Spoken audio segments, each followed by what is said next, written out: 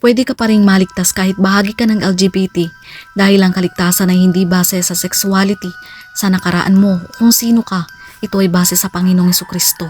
Kaya kung isa kang LGBT, maaari ka pa ring maligtas kung ikaw ay magsisisi sa iyong kasalanan. Tatanggapin ng Panginoong Hesukristo bilang Lord and Savior ng iyong buhay at susunod ka sa kanyang kalooban araw-araw. Kung handa kang tanggapin at sasampalataya sa Panginoon, tutulungan ka niyang mabago. Mawawalan na ang dati mong pagkatao at malalaman mo ang tunay mong identity sa pamamagitan ng Panginoong Hesukristo. Kaya't kung nakipag-isa na kay Kristo ang isang tao, isa na siyang bagong nilalang, wala na ang dati niyang pagkatao, sa halip ito'y napalitan na ng bago. Malinaw ang Biblia, lahat tayo ay makasalanan at papunta sana sa walang hanggang kapahamakan. Dahil mahal tayo ng Diyos, gumawa siya ng paraan. Ipinadala niya ang kanyang anak para magbayad ng ating kasalanan at mamatay sa krus. Kaya ang kaligtasan ay sa pamamagitan lamang ng Panginoong Hesukristo. Repent and accept Jesus Christ as a Lord and Savior. Sabi sa Gawa 4 verse 12, wala nang ibang makapagliligtas sa atin kundi sa pamamagitan ng Panginoong Hesukristo, sapagkat hindi ibinigay sa sanlibutan ng ibang pangalan na maaaring magligtas sa atin maliban sa Kanya. Sabi sa Juan 14 verse 6, sinabi ni Jesus, ako ang daan, ang katotohanan at ang buhay. Walang makakapunta sa Ama maliban sa pamamagitan ko.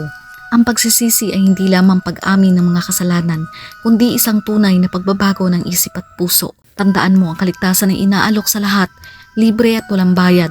Ito ay tatanggapin mo na lamang kung iniisip mo ang mga nakaraang pagkakamali mo o kahit anong mga aspeto ng iyong pagkatao na minsan ay ikinahiya mo. Hindi ito hadlang sa pagtanggap ng biyaya at kaligtasan.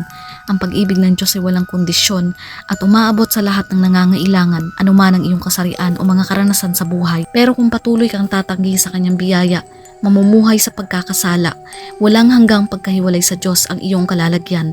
Kapatid, kung isa kang LGBT, hindi sapat ang isipin mo na nauunawaan ka ng Diyos kaya magpapatuloy ka na lamang sa kagustuhan at kasalanan.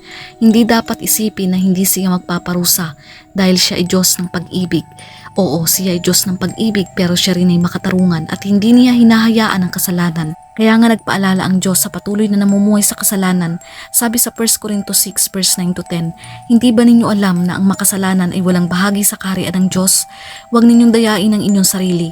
Ang mga nakikiapid sumasamba sa Diyos-Diyosan, nangangalunya, nakikipagtalik sa kapwa lalaki o kapwa babae, nagnanakaw, sakim, naglalasing, nanlalait ng kapwa o nandaraya ay walang bahagi sa kaharian ng Diyos. Tanggapin ang kanyang pag-ibig, aminin ang ating mga pagkakamali, at hayaan siyang pamahalaan ng ating buhay.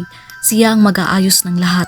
Ibibigay niya sa atin ang lakas para tayo ay baguhin, ang pag-asa para sa hinaharap at ang kaligtasan na kanyang ipinangako.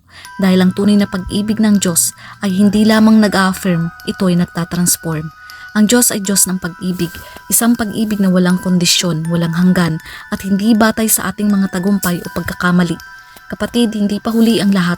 Hindi niya tinitingnan ang ating mga kahinaan para husgahan o itaboy tayo. Kahit naroroon tayo sa pinakamababang punto ng ating buhay, puno ng kasalanan, kalungkutan o kawalan ng direksyon, ang pag-ibig ng Panginoong Hesus ay palaging hindi nawawala. Huwag mong hayaan na ang takot sa panghusga o ang pag-aakalang hindi ka karapat-dapat ang magpigil sa iyo na lumapit sa Diyos.